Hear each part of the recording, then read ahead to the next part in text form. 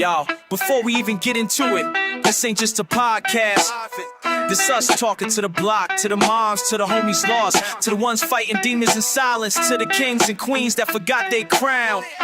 We four brothers coming straight from mud, hitting the web not for clout but for purse bills. Here, Rhythm Night brothers, speaking truth to the mic, shining through the struggle, bringing dark to the light. Block to your soul, let the message ignite. Podcast for the people, every word take flight. Gritty like the grind, hell first we strive. Social heat in the streets, trying to keep hope alive. 4 mics, 1 mission, make the people revive. It's the night time, tune in, feel the vibe. We 4 deep like corners on the block, mics hot in the lab, cooking truth non-stop, no gimmicks. This ain't clickbait chatter, this heartbeat, struggle and soul, blacker than batter. Got fam trying to heal, broke bills on the table. Talk health, mental wealth, if we able, we enable. From the hood to the web, we built this escape. Tired of seeing kings trapped in a lowercase fate. Click clack on the keys, we ain't just pie, we preach it. Street slang, health hacks, real talk preaching. See the system rigged, trying to cage our minds, but we cracking the code like it's Columbine. I'm the brother with the blueprint, knowledge in my stash. Turn trauma to armor, pain into cash. 1 mic, 4 voices, no filters, no mask. We ain't just streaming, we building that path. Freedom Night brothers, speaking truth to the mic, shining through the struggle, bringing dark to the light. Block to your soul, let the message ignite. Podcast for the people, every word take flight. Gritty like the grind, health first we strive. Social heat in the streets, trying to keep hope alive. 4 mics, 1 mission, make the people revive. It's the nighttime, tune in, feel the vibe. Oh yeah, 4 mics, 1 mission. Nighttime, nighttime. I seen young blood. Peace and love. What's going What's on, good? fellas? Well, fellas, Hey, what's man, what's up, going fellas? on? Welcome everybody back to the Peace, Night peace. Brothers Show. How y'all Yeah. doing, fellas? I ain't seen y'all in a Wonderful. minute. El Boogie. I don't see you on here, man. Put yourself on the screen, huh? I'm sure I ain't Welcome, seen you in a Margaret, while, to man. the show. Definitely. Margaret, how you doing, Margaret? Welcome Number to the one show. stunner. Faye Belt, peace and love. Hey, Bill, how you doing, Faye? Okay, Me, how you me, been? Lee. Man, we got a really good show for you tonight, man. And we're excited about this. Very special guest. We're going to dive into some topics that will spur conversation. I'll put it that way, putting it mildly. And as always, we say this is a show where your opinion matters. So we welcome your questions and your comments as we go through the process. Okay. So everybody, Right. welcome. You come Tell- on board, say hello, so we can give you a shout out. Tell the first timers how they can communicate with the show, Q. Yes, sir. Anybody, if you're here for the first time, feel free to say hello. If you have comments, you can write your comments. You have questions, you can write your questions, and we'll put those up on the screen, and we'll try to respond as much as we can to every comment and every question. Natural, how you feeling today, brother? Man, with both hands, brother. Shoot, I'm super thankful. Yeah, man, it's just been a beautiful, week, I would say. No doubt. All right. Glad to hear that. Well, listen, man, we don't want to waste a lot of time tonight because we got a lot of things we got to cover tonight. So, Lenny, let's get going.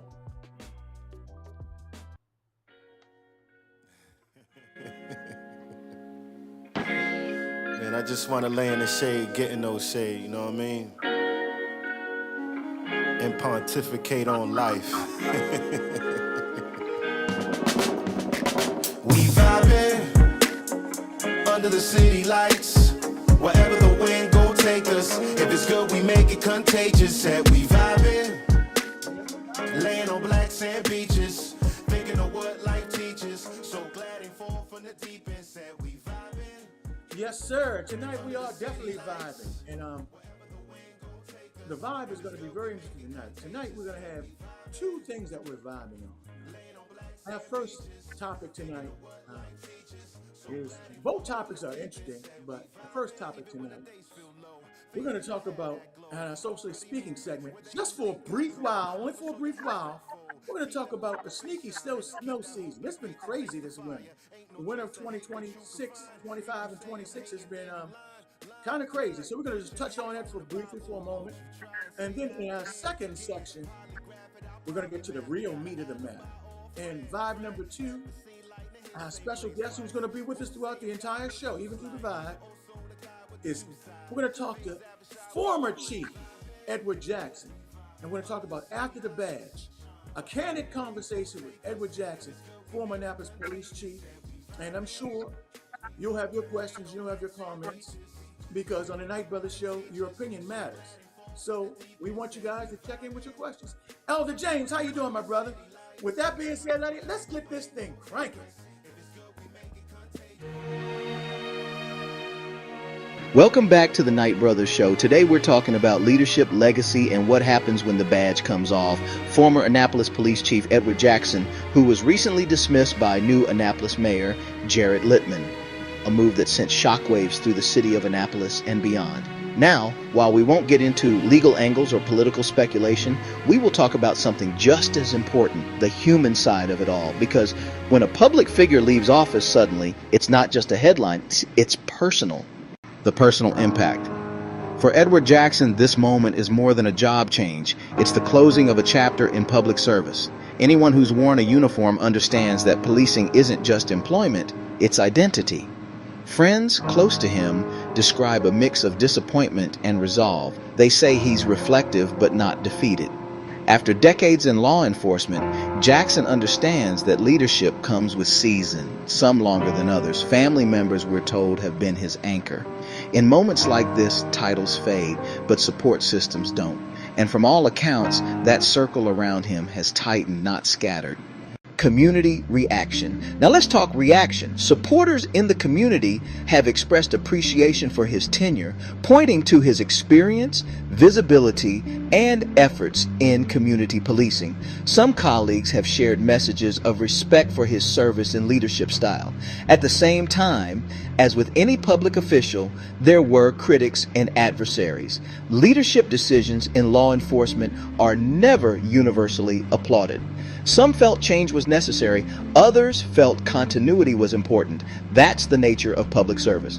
Applause from one corner, scrutiny from another. But one thing is consistent. Edward Jackson's name has been part of the public safety conversation in Annapolis for years, and that kind of visibility doesn't disappear overnight. And what's next? So what does the future hold? Sources close to Jackson indicate that he's not done serving, just possibly serving in a different capacity. There's interest in mentoring young officers, consulting on law enforcement strategy, and possibly working in leadership development. With decades of experience, there's institutional knowledge there that doesn't just retire quietly.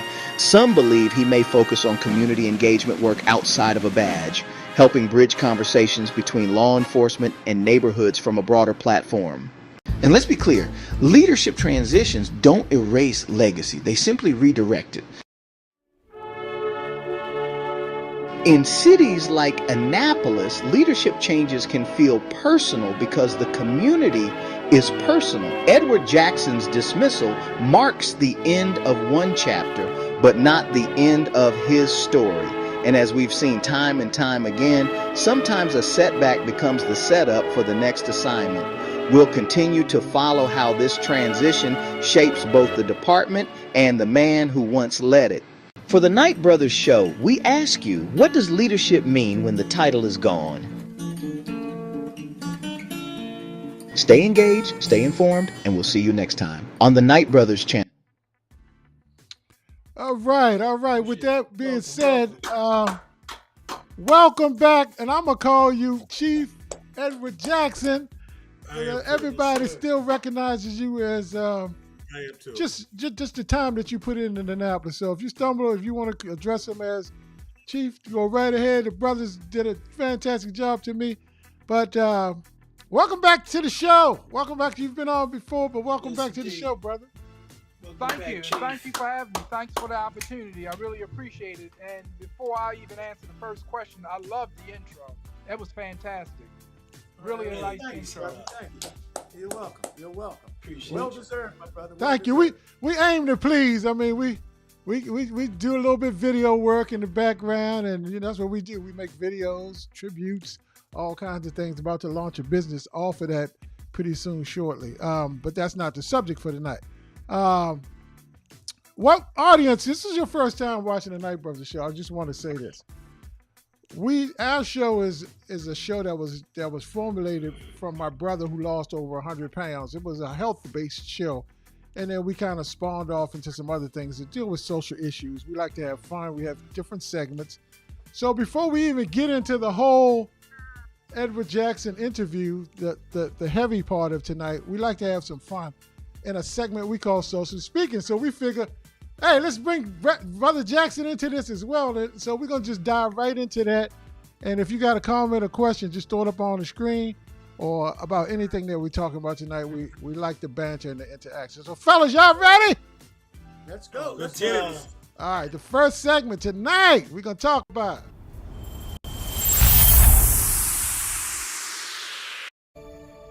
Well, we don't often get to see this in Ocean City, a mostly snow-covered beach and an entirely snow-covered boardwalk. Nobody out here at all. They got about 8 inches of heavy wet snow here in town, and they had that plowed by midday. But if you go just across the bridge, just a couple miles inland, it's a significantly different picture and a lot more damage. The sprawling Ocean Pines community in Worcester County is littered with downed trees. There are hundreds of them which snapped under the weight of 10 inches of snow. There are branches on houses, and unplowed streets are like obstacle courses. Even Route 90, a major thoroughfare, was blocked. So as you can guess, our first segment tonight, before we get into the full interview with Brother Jackson, is about the snow. So I'm going to throw the question on the screen. I'm going to just y'all go around the corner. Brother Jackson, what's your opinion? Has this been a typical snow season to you, or it's been somewhat weird? Oh, definitely weird. I'm 67 years old, so I've been around since the 1950s on this earth. And I've been a child of the 60s. And I've seen a lot of snowstorms. I've never seen anything quite like this. It just goes to show you that this thing called climate change and all the science that goes along with it is real, because it snowed and then the temperature stayed so frigid that the ice remained, it's almost a month now. This started in late January, still seeing snow. Almost 4 weeks later, residual snow. I've never seen anything like that in all of my life. Surely patrolling the streets for 43 years, I've never seen snow hang around this long. So it tells you that it has to be something to this science called climate change. Now that you mentioned that, spinning off of that real quick, is that making it more difficult for officers? Oh, absolutely. As a matter of fact, it was so bad this time, and generally when it snows, when there's any significant amount of snow, we put officers on so-called fixed positions. In other words, we strategically locate them in the most vulnerable areas like shopping centers, neighborhoods, and we make them sit still. They're not allowed to ride around, because that increases, only thing that accomplishes them getting in an accident, sliding on the ice and hitting the pole. Right. So we rather them to be strategically still, and then if something happens, then of course if anybody calls a 911 and says they need police assistance or help, then we respond.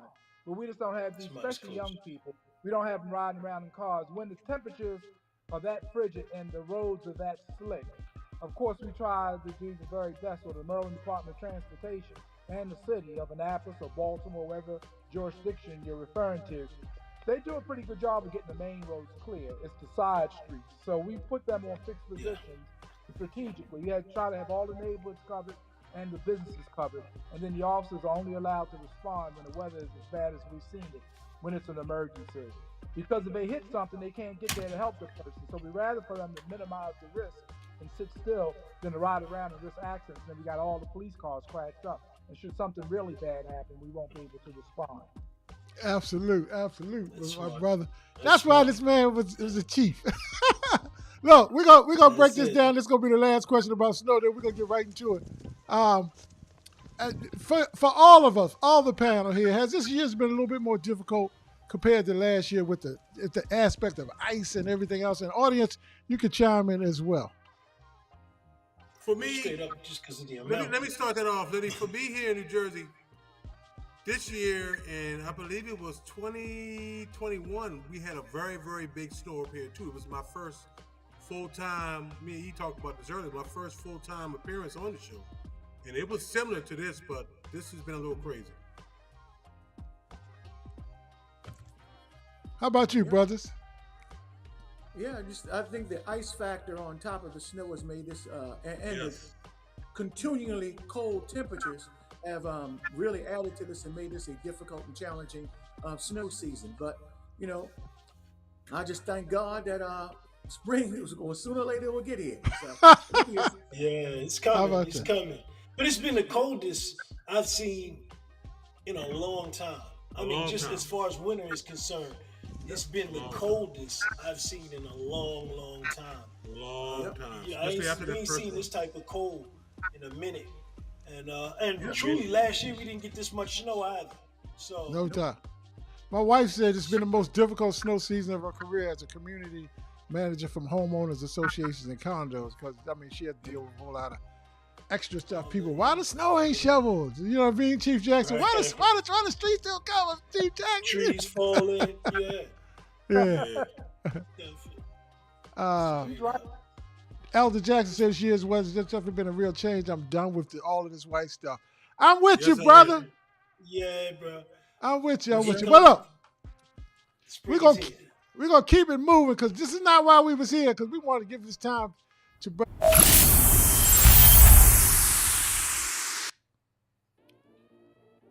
Q. It's on you. What you gonna do? Yes, sir. Well, listen. First of all, Lenny, you had the questions. Yes, I do. Yeah, well, first of all, I want to welcome Chief Jackson once again. I appreciate you being here, giving us your valuable time, man. And guys, I want you to understand, because of litigation, I know you're limited. Chief Jackson is kind of going to be limited in some of his responses, but I'm sure he's going to be as transparent as possible throughout this entire process.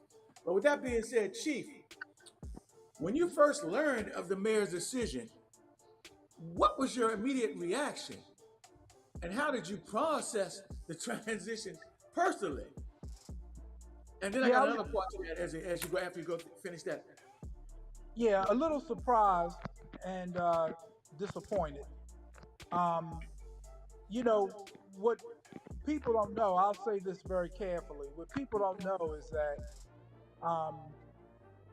when you have a police chief or any official who's really doing what the public expects them to do, as an elected official, you have to be very careful when you come in with a transition.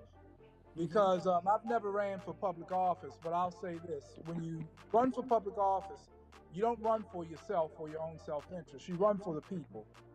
And, you know, Annapolis really embraced me. They gave me every opportunity to do my best.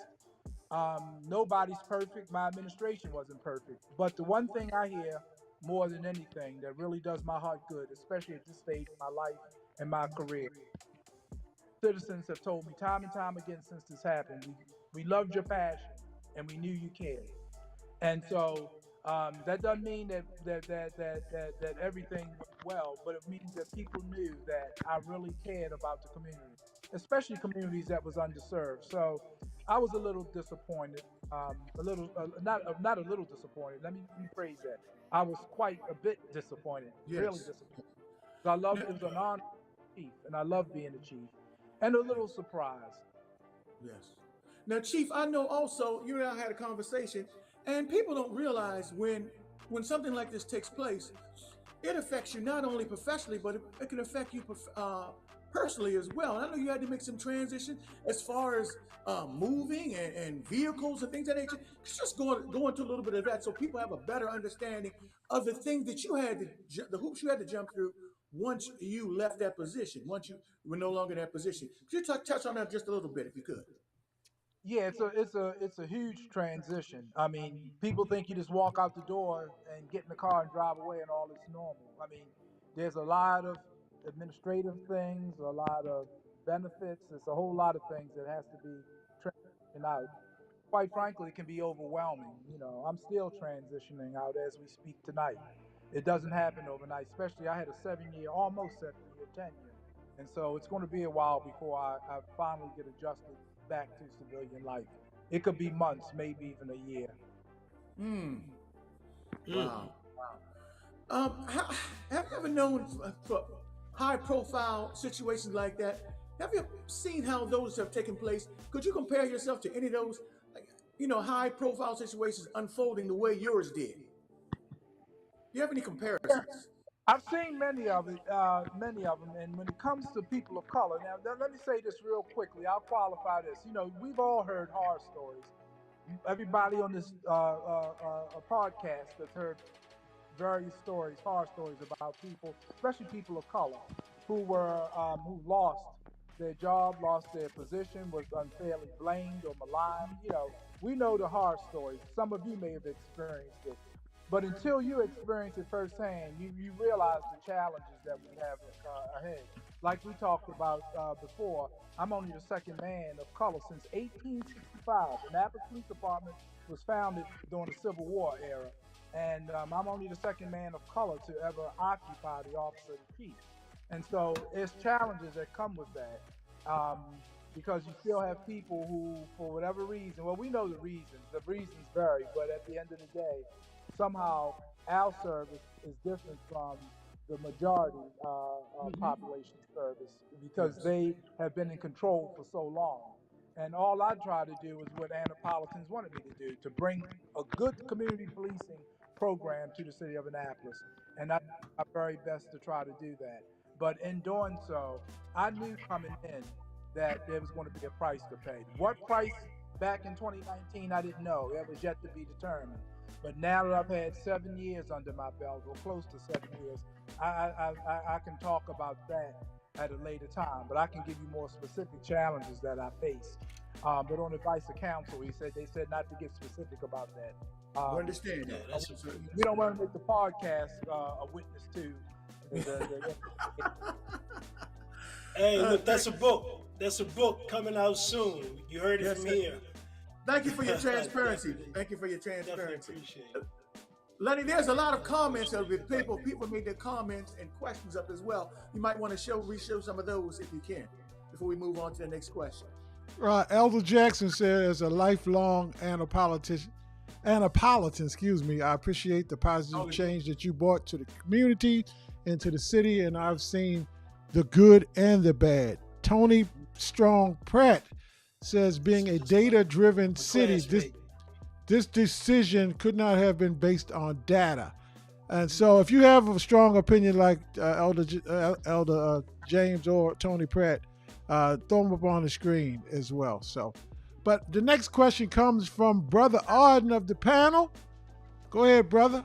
Hey, peace and love, man. Appreciate you coming out. Definitely. Appreciate your service. Indeed. Thank you. Without question. Yes, sir. Thank you. Without getting into specifics, how would you describe the handling and the communication surrounding this transition? As much as you can speak to it. Well, I'll say this. I've met presidents of the United States. I've testified before the U.S. Senate. Not saying that to brag. I'm just sharing some of the highlights of my career, things that I thought I would, a little old country boy from Baltimore City, never thought I would have the experience to see and be a part of, which has been an honor. But I'm saying this, and I hope all Annapolitans hear this. I broke down and cried when I saw the support that Annapolis gave me. I've never been shown that much love as a public official. As a matter of fact, most public officials, white or black, would be honored, the privilege to receive the accolades and the honor and the love and support that I have. Every day, people who don't even know me, and I'm in Baltimore, come up to me, and I'm not exaggerating, saying, hey, you the guy was on TV in Annapolis. I appreciate you. People have given me hugs. But it's all because Annapolitans rallied behind me. People like Tony Pratt and Elder James, et cetera, embrace me. I mean, I can go on. Juanita Cage Lewis, of course, the Honorable Carl Snowden. I mean, just so many people have come out and supported me. You can't help but to get emotional. So I thank God for all the people who came out and supported me. And I thank you because you gave me a platform real quick. And I hope I'm answering your question to show you on that end, the communications has been wonderful.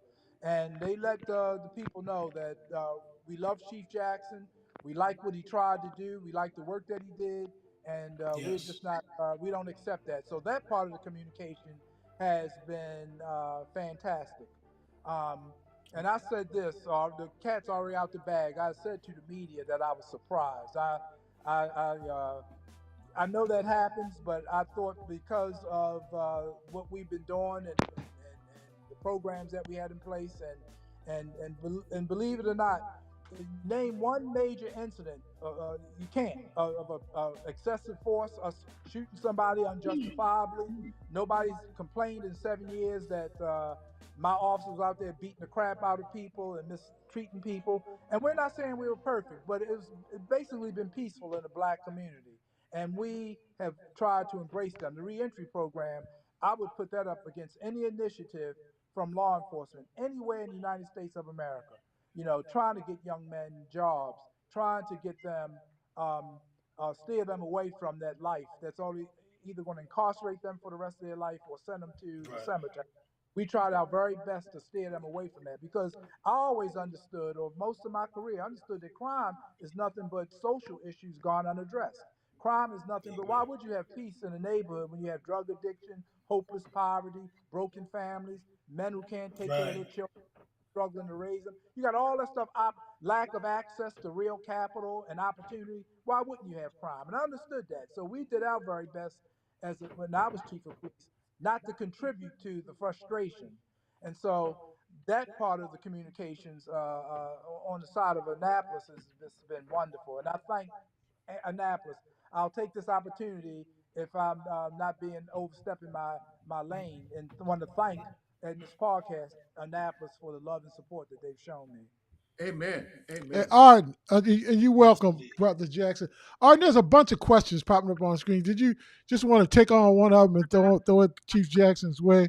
One of them that was it came from Tony Brack. Well, Tony Strong. Said, thank you. Thank you for your service. Michael Brown said good evening, shoot. And Tony Strong, that's my classmate, y'all. She representing. And I appreciate her service. I mean, she's been strong in the community. Definitely appreciate your service, Tony. Do you believe your job was in jeopardy when Jared got in office? Actually, when his name was put on the ballot boxes, what she said. It's a good question, and my honest, because I knew nothing about him and didn't know much about him, I didn't know what my status was going to be. It's a really good question. Of course, it's easy to say in hindsight now that it's happened. I know because the result was going to be, but that's only because it's happened. But I just didn't know that much about him when his name first. I knew everything about Rhonda Pindell Charles. We became close friends, his opponent. But I knew very little about him. So I was just like most police chiefs. I was hoping that he admired the work that we did and could see that we had made great strides and the department was very diverse. And people weren't really complaining about the police like it had been in the past. We would get a complaint here or there. I'm not saying we were perfect, but the citizens definitely weren't complaining about the Annapolis police like they have in the past. But it's very funny that this question came up, and I'm glad I'm the one right here on it when it came up, because funny you should ask, Tony. We had him on the show, and I don't know if I was my question and somebody else's question was, because we had you right on the show right before that, which was wild. I'll take the blame. I asked him basically, you familiar with the chief? I mean, and he has shining examples of how he wanted to work with you and everything else on here. I'm just saying, that's what people say a whole lot when they're running.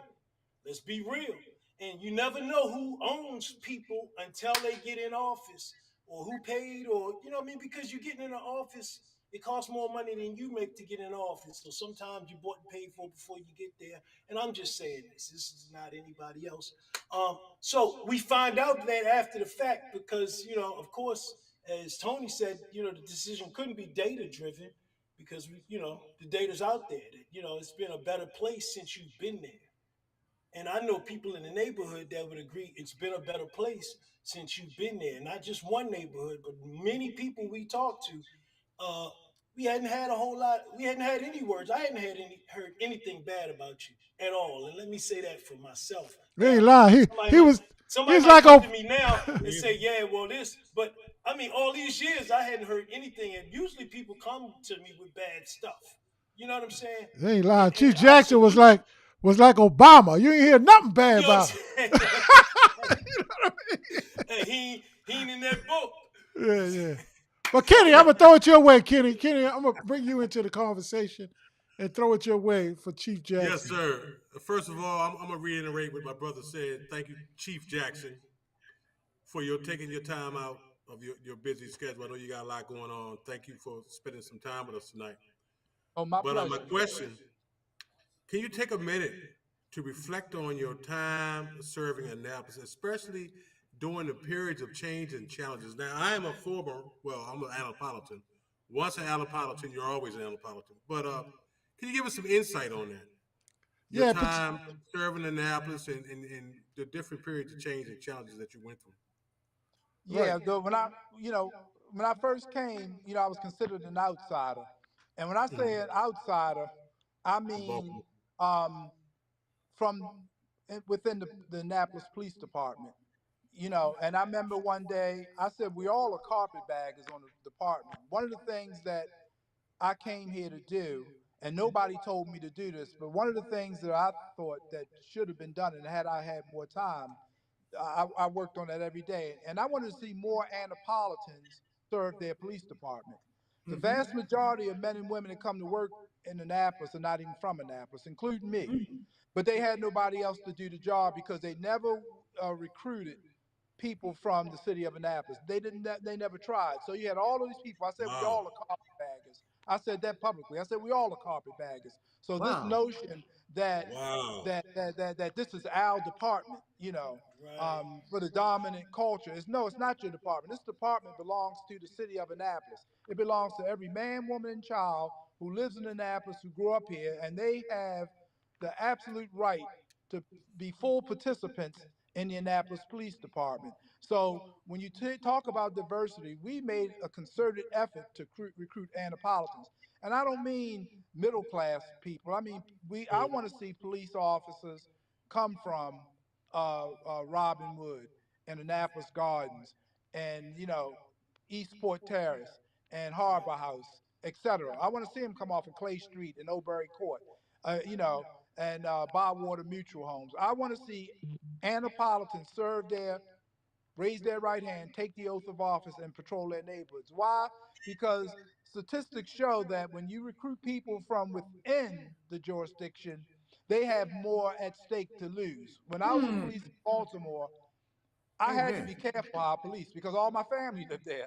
And half the people knew my brothers and my sisters. They knew where my mama lived. So I couldn't go out there and treat people so part of it was self-preservation because they'll get you. And so you're more of a stakeholder. When you police in a community that you're from, you're more of a stakeholder. Because guess what? Not only you're protecting and serving neighborhoods, but in those neighborhoods, a lot of times your sister may live there or your brother or your grandmother. So you have a vested interest, a real interest, a blood interest in making sure those neighborhoods are safe. So I've told Mayor Buckley, I've said it to a whole lot of officials, until we reach the point that we start recruiting people and the demographics in terms of race and ethnicity reflect the community, then you're going to have problems. And what I tried to do is let people who look like me and you and everybody on this podcast, I want little children to see them in uniform so they don't grow up hating police.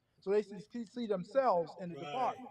So they don't have to every 5 days see a black officer. That's unacceptable. They got to look long and hard before they see a black officer. I know that I'm very proud of. When I got there, it was about 20%. When I left 2 weeks ago, we were up to 45% African American. Wow, that's 100%. 45% now. Almost half of the men and women on Annapolis Police Department are men and women of color. Wow. And it comes at a cost, you know what I mean? Because, the few grumblers say they want their department back. We know that's the code. Exactly. And Kenny. Let's go back to the good old days. Kenny, yeah, I was going to throw it Kenny's way, Ard. Okay. There's a bunch of comments came up on the screen, and I don't want them, because our show is interactive, audience as well as Brother Jackson, we just want to include the questions in because the audience sometimes have better questions than us. So just keeping it real, you know what I mean? And Faye Belt put up a question, and I think everybody needs to hear your answer because you Yes. loved, brother. You are so loved. I can see by the Yes. number of people that jumped on tonight to hear what you got to say. But Kenny, can you Right. feel that? Throw that Yeah, question. I wanted to. When I saw that come up, I almost wanted to stop you. How can we support your needs during this transition? It was an honor to be in your presence. That's what the Annapolitans are saying.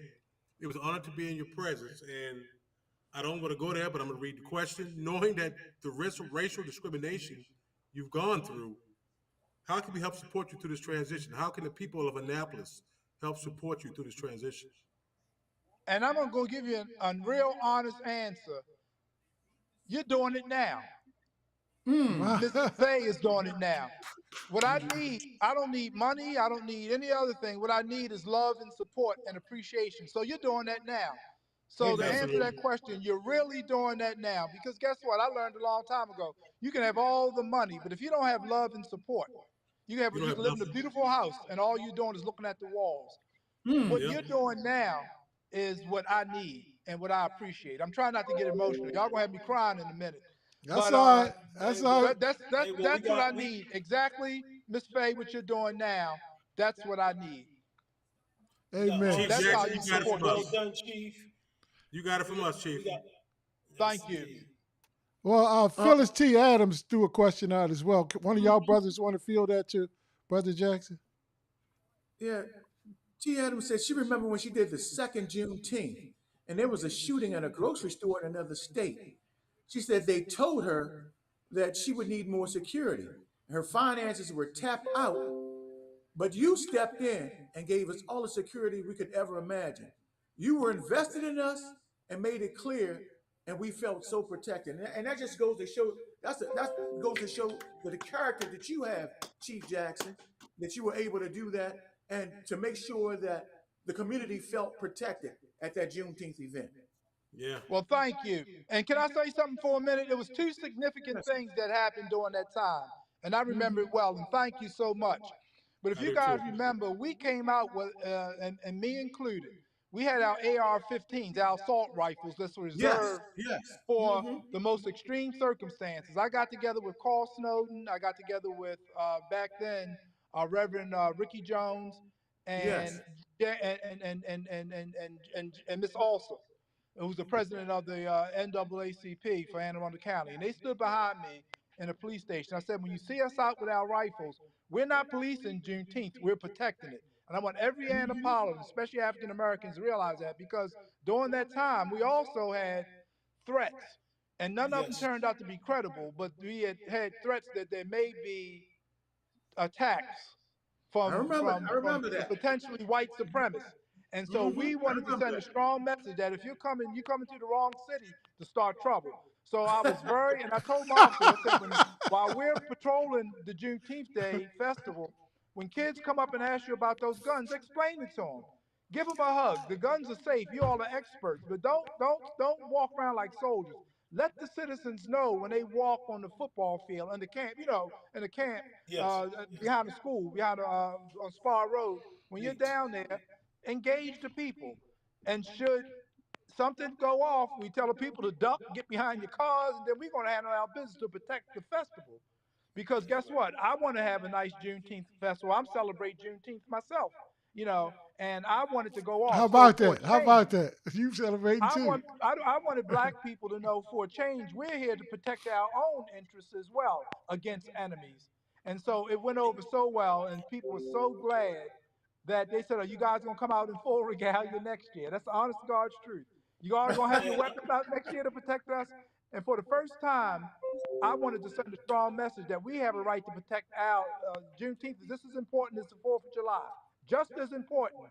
And we're going to make America appreciate that when we celebrate our liberation, that is to be taken seriously too.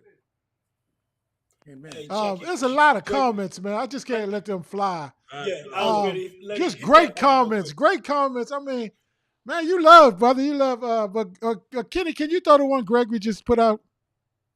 Yeah. Hey, Gregory, he's thanking you, Chief Jackson, for being an example to the city of Thank you. Annapolis, the people of Annapolis. And, Right. and Tell Lord, Mr. Harris your I said leadership thank and you. dedication will not go unnoticed. You've touched a lot of people down there, my hometown. You've touched a lot of people. And another one from Faye. Faye. Somebody want to handle She's that? thank you for your service also.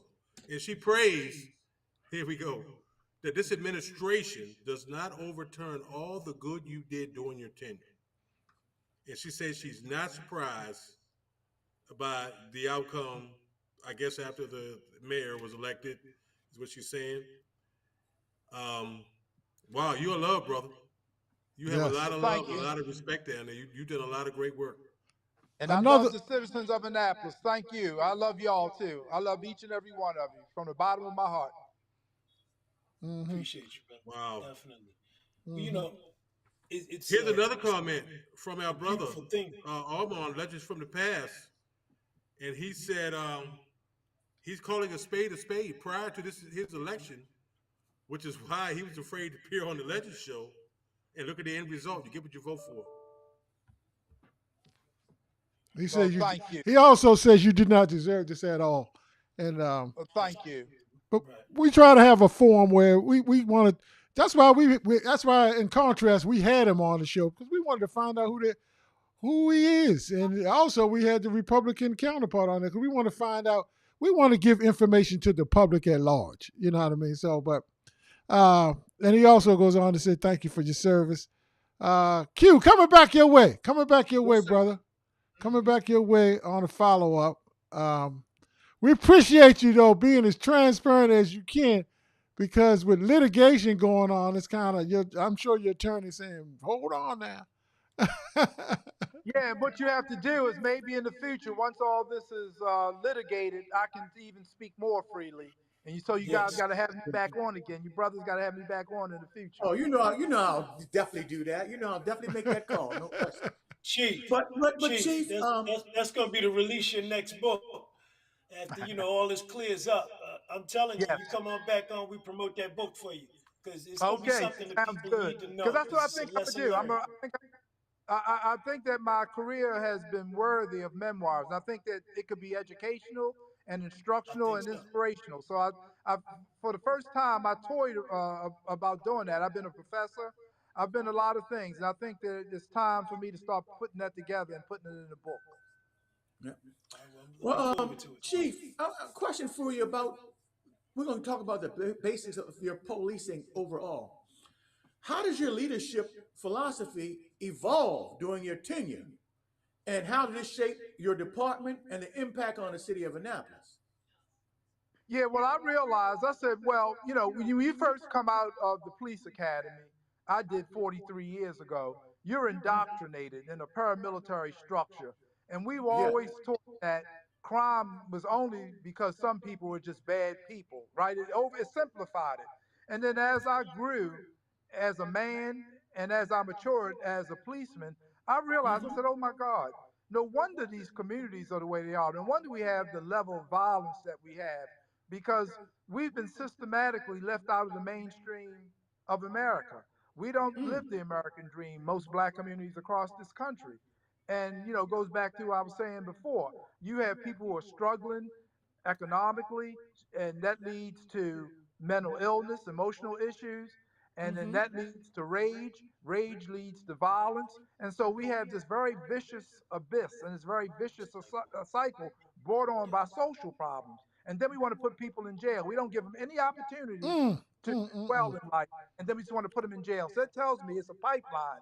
If you live in certain zip codes and certain communities, it's almost sure thing that you're going to go from your neighborhood to prison, you're back all your life, because the proper intervention from our government hasn't done its job. They haven't disrupted the cycle of poverty, and they haven't stood in for the gap. They charge us all these damn taxes that goes to a whole lot of things, but we'll spend $1 billion to fight a war in a foreign country, but don't want to spend $50 to put decent books in schools.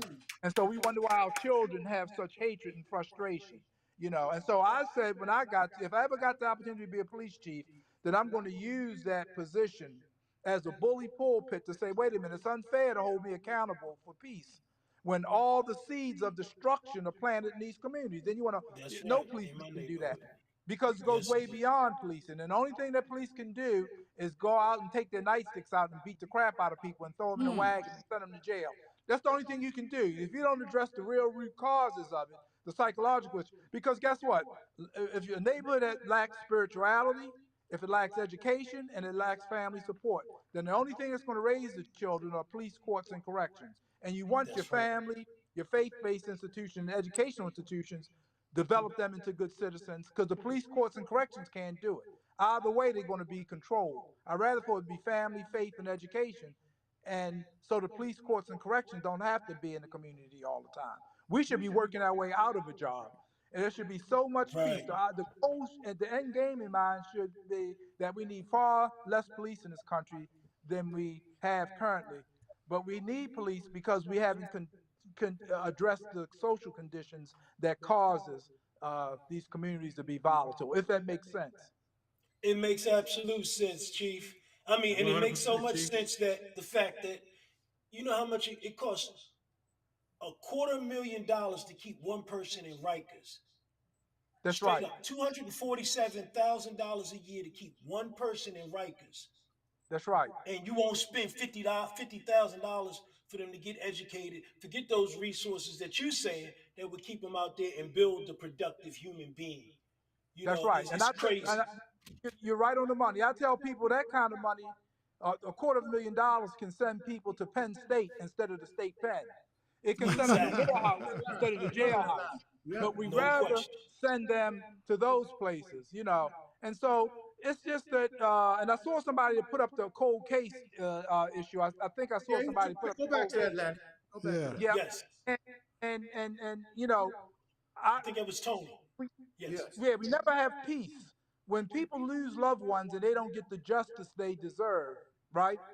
That Yeah. then that causes rage. So I told the mayor, you got to let me establish a cold case squad. We just a couple of months before I left, we solved the 38-year-old murder. Now, what I want the public to understand is I never got to say this to the public. I ran out of time.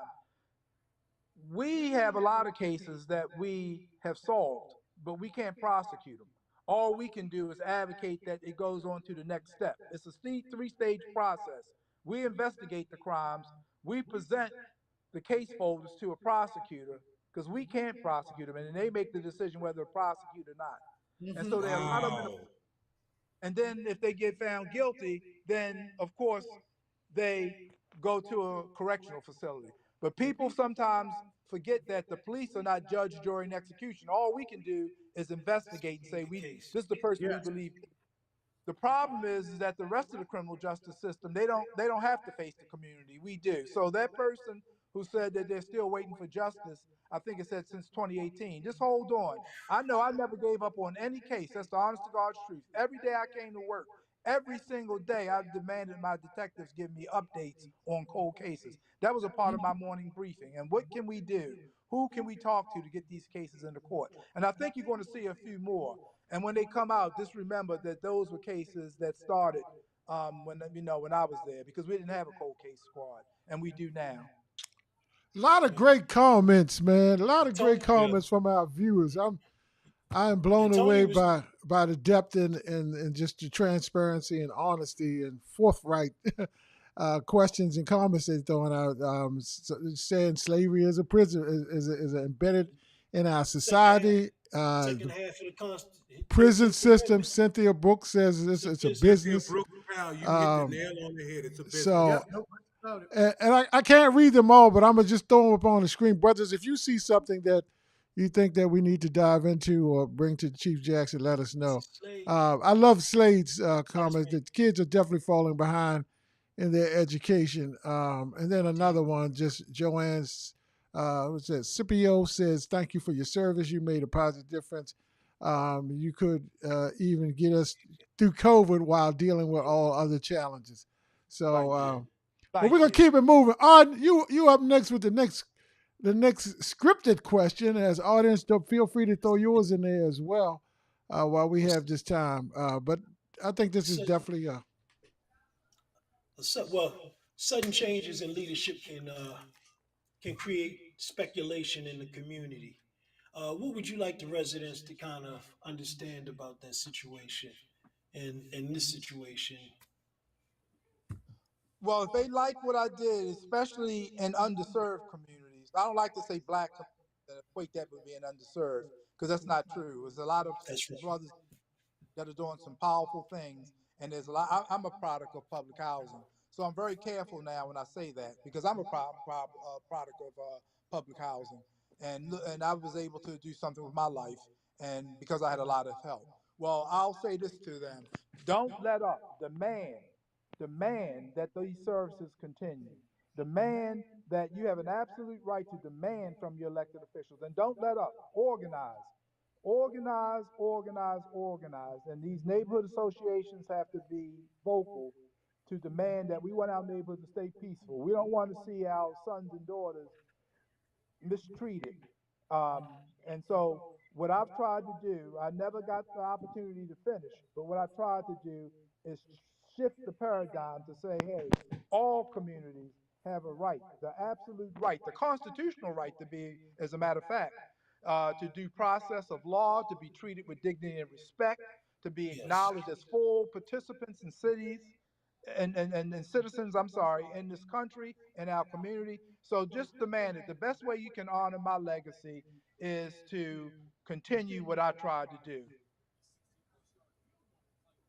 Amen, brother. Amen. Q. Should I appreciate that? Yes. This has been such an interesting night, and the outpouring of love has been absolutely phenomenal for you.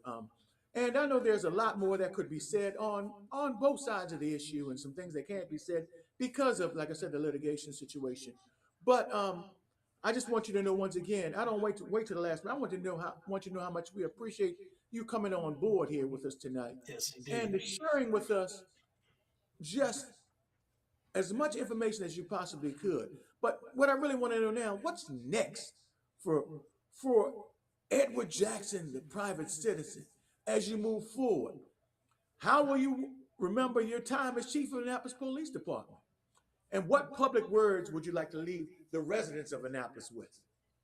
Well, I'll start with the residents of Annapolis, people like Yeah. Tony Pratt, and just so many people, Denise Fisher. I can go on and on, Yeah. and I named those two, but there's many more I can name. So please don't, if I didn't name everybody, I know time is of the essence, but I just want to thank Annapolitans. I kid you not. First of all, I'm going to always be connected to Annapolis now. Y'all got me now forever. So I'll be around from time to We time, like that. We but I like just want that. to thank you. I really want to thank you from the bottom of my heart. Like I said, I've never seen anything like this before, and most people should be so blessed as I've been. And then I think I am going to think about writing a book, and I may go back into academia. Um, and like I said to the media, if I find a good fit to come back into public safety or criminal justice, I'll consider that. I know I'm getting old now, but I still got a lot of energy. And if God gives you the ability, it don't matter what your age is. And if you got the drive and the love for it, then you should do it, especially when it comes to empowering people. And so just pray for me, maybe education, maybe writing a book. But the one thing I want Annapolitans to know, two things really. Thank you, and you'll see me around. You'll see me at community meetings. You'll see me, pop up every now and Absolutely. yeah, Absolutely, brother. y'all deserve that. And I just want to be able to come and say hi to the people who show me love in the near future. Kenny, there was a question that came up, Kenny, from Faye. And I don't know if you caught that one. She said something about having a dinner or something to her. Did you read that statement? Yeah, I saw it. Can you bring it back up? I saw it. Yeah, I wanted you to drill down on that because you a man like me that like to put things together, and we don't mind having a nice meal together every now and then. You know what I'm saying? I'm gonna see if I can find that while you paraphrase it at least. Absolutely. But as far as what's next for Chief Jackson, I've read something. I heard something in the opening monologue that said possibly mediating between law enforcement and the public. Now, I don't know if you can elaborate on that or not, but I think that's something at this particular time, what's going on in society today, not just in Annapolis, but all over the place. A good mediator between law enforcement and the public is something that's very, very much needed. If there's anything that you can tell us about that, if you could touch on it. Yeah, in fact, that's why I love the introduction so much. That's been one of my interests for years. I did a little bit of it in Baltimore when I was a professor at Baltimore City Community College. I was often asked to go to meetings in the community. The college wanted me to do it as a service, as representative of the college. And I enjoyed it. So I discovered that when I was a professor, to actually go in and listen to both sides and come up Yes. with some type of um, middle ground so that neighborhoods and issues can coexist without it escalating to violence or some other form of destruction. And so I really enjoyed that because I learned as I did it. And that brought a part of that with me to Annapolis, mediation and negotiation skills. Yes. So I may surface doing that too. You may see me doing that. I would enjoy that, as a matter of fact. It'd be a nice challenge. Gotcha. Yeah, and again, in my opinion, it's my opinion only, Chief. What's going on in the world today, as far as law enforcement, the relationship between law enforcement and the public, a mediator that can touch things from both sides is something that's drastically needed, and I hope that that's one of the things that you can capitalize on going forward. Well, Right. thank you. And surely Annapolis has given me the name to do that, the city of Annapolis, you know. And Liaison, so, Tony. yeah, so I do. I look forward to meeting with Elder James and Tony Pratt and everybody, just Yes, everybody commented tonight. And I'm a man of my yes, word. You know, you can best bet after the dust settles. The dust is still settling, but after the yeah, dust settles, I'm still come to yes, the caucus meetings. You'll still see me pop up at the caucus meetings. You'll still see me around town. You know, Well, shoot, we're um, gonna invite you to our cookout when we have something this summer. So we definitely gonna be yes, trying to reach out to you so you come through. That's part absolutely. of what Faye is saying, Arden, as well. We want to celebrate you. How can we get a Yes, dinner indeed. going in your honor? Yeah, that's So, it. Yeah, community, look, oh, Miss Faye, I would love that. Oh, I would love that. Is that Miss Faye? I love that. Yes, indeed. And yeah, and I'll just warn you guys that you'll see me a little different. I won't have my baseball cap on with the badge or my cigar or my uniform. You may see me with a cigar and a little bit libation. So just have me look That's out. all good. That's all right. You've All earned right, it. You've earned it, my brother. You've be earned it. you, we'll be right brother. there with you. Be You've you, earned it. Yes, brother. sir. So you'll see me doing that instead of the pictures that you put Yeah. picked up with all my uniform on. You'll see me with my sweatsuit on and my sneakers and maybe a nice cigar in my hand around town. All But I right. well, promise you, I'll be out there. look, we got a couple more comments as we wrap down to these last couple of minutes of tonight's episode of the Night Brothers Show.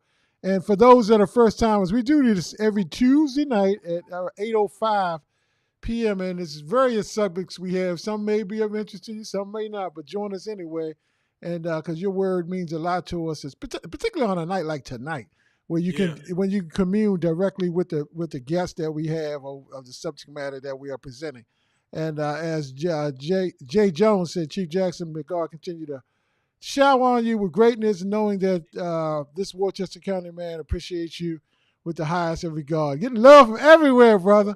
everywhere. Thank you, Mr. Jones. Thank you so much, and thank you. Is that Lisa Slade? Thank Yes, you. Yes. Yes. yeah, Yes. yeah. So may God bless you. You God bless definitely you. left a Thank you. positive impact on a lot of people in the city of Annapolis. Margaret Nick Oh, as thank well. you. Pastor P, I know that's Margaret Nick's spiritual Pastor. leader at pastor at Asbury United Methodist. Yes. Uh, Yes, thank you, ma'am. Thank you so much, Reverend Margaret. Thank you. so we're gonna give these last couple of minutes to you, or last just unless the brothers have anything else to say, but just in your statement, if anything that we didn't cover tonight, or something that you just want to say to Annapolis, or whether it's from an appreciation standpoint, or whether it's whatever you want to say, I'm gonna shut up and let you talk, brother. Go ahead. Well, I'll just say thank you again. I appreciate each and every one of you. I really do. I appreciate each and every one of you. I just want to thank Mr. Harris who just posted, but I want to thank each and every one of you. I I'm not going anywhere. I have to lay back for right now until all the dust settles, and the dust settles is really the code word to all the litigation is over with. I Right. like to come back and talk more, but just be steadfast. The template God doesn't make mistakes. Everything happens for a reason, and everything happens for a season. And so I'm not going anywhere. When you want me to come to your community events, if I can schedule it based on what I'm doing during the next phase of my life, I'll be there. Anytime you need me and you need to talk to me or you want an opinion, I'll do my very best. So I just want everybody to know that I'm not going anywhere. This was a temporary setback, but I know how to get to Annapolis, and so you'll see me around. You all have been too good to me for Amen, me brother. just to Amen. abandon Annapolis. Because if I abandoned Annapolis, it was just a job. If you never see me again, that was just a job. And Wow. so I'm gonna prove to you, Wow. it Love wasn't that. just a it was a career for me in Annapolis. And I just want you guys to see me around town and give me a hug and we sit down and chit chat. So I'll be around. Well, you're Absolutely. definitely a big part of this community, and I hope that continues moving forward, as you just said, because as you can see that from the outpouring of love, this community definitely embraced you, man. So no question Oh, about thank that. you. Thank you so much. Thank you so Absolutely. much. Speaking to Annapolis, you have power. So you have a phone. Call. Let people know how you feel about whatever's going on in your community. Let them know and vote on those situations. So that's all I say for everybody. You do have a lot more power than you think. Let them know how you feel every day. You got their phone number. You the public, and that's who they're supposed to work for. So let them Amen. know how you feel. So before we because we're about to blast off here in the last minute, I want everybody that's still watching do me one favor for Chief Jackson, and I know you've supported him by watching the show, but can everybody just put the word "thank you" in the chat? I just want to see as many thank yous. I want so many thank yous coming to this chat group that I'm gonna have a hard time posting them on the screen. If we can't do that to show some love, then I don't know what to say, Arden. I don't know what to say, Hey brother. man, let me throw my thank you up right here. Thank you. Right there. Huh? Appreciate you, Thank brethren. you. Appreciate you. Thank you, Thank you thank for you. your So, service. Thank you, That's so, an sir. example.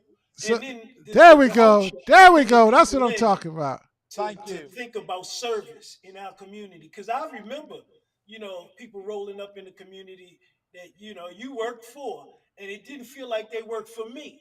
And they definitely didn't serve me because I had friends in other communities because I'm friends with everybody. And I go over there and we playing basketball. The people roll up, police roll up, they drinking. I ain't even drink at the time. They drinking, they ain't age. And they, oh boys, you got to put that away. But in my neighborhood, they roll up and you drinking, they on the ground, laid out, spread out. I'm like, come on, man, this is different. You know what I'm saying? That's The right. dude's like, Look at the outpouring, man. You Look at know that what it outpouring. is. I You know what it appreciate it. is, I Chief appreciate it. Jackson. That culture has to change, and you are That's right. a piece of that change.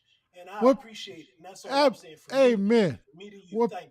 when people Amen. saw your face, they saw themselves, and that's so powerful and so important. Only two in the 160-year history of the Annapolis Police Department faces look like ours.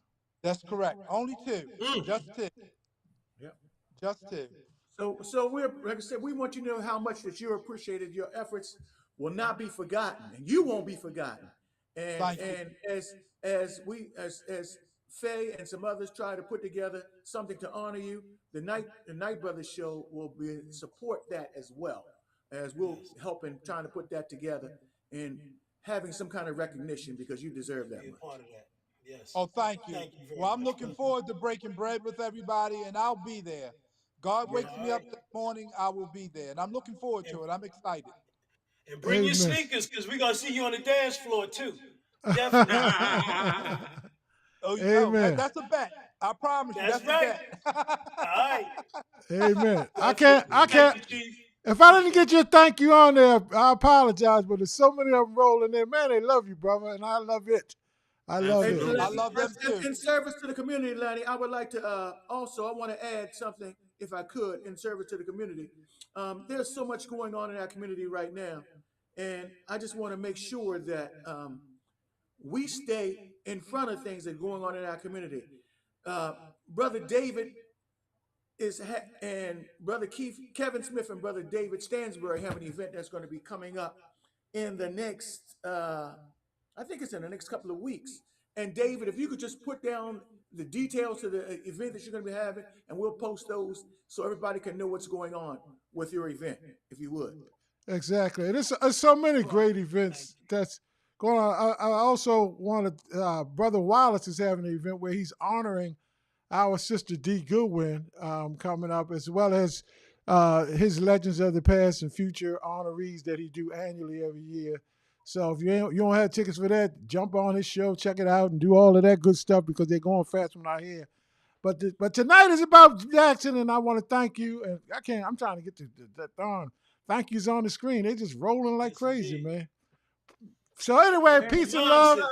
Thank you guys for tuning in. Marcy, thank you for the great show comments, and for Michael Brown and some of the others. Absolutely. And this show we try to provide things that are important to this community.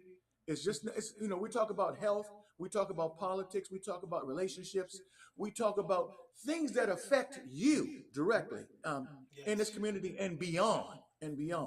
But we always accept your comments and questions. And Kevin Smith, could you put that Kevin Smith comments up again?